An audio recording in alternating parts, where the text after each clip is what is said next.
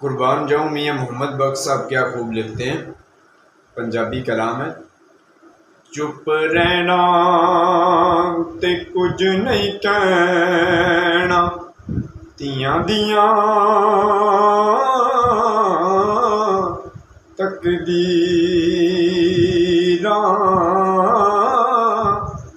तियां लई परदेस वे बाबुल पुत्रा लई जागीरां।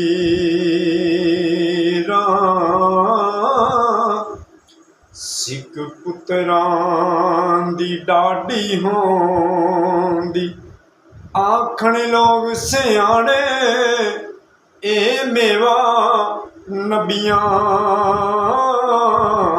भी रब कोलों मंगया, ते कन कन उज़ैर बहाने।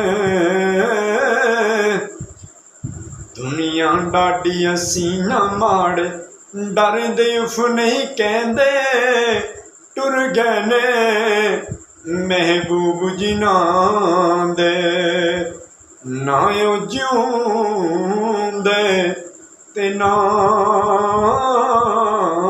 ओ मरदे।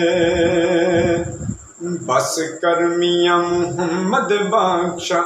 मियाँ साहब ने 18 किताबें लिखी, लास्ट पे क्या लिखा, बस कर मियाँ मुहम्मद बख्शा, हुण मोड़ कलम दा कोड़ा, सारी उमर मैं दुख वेखे, पिछे वर्का रह गया थोड़ा।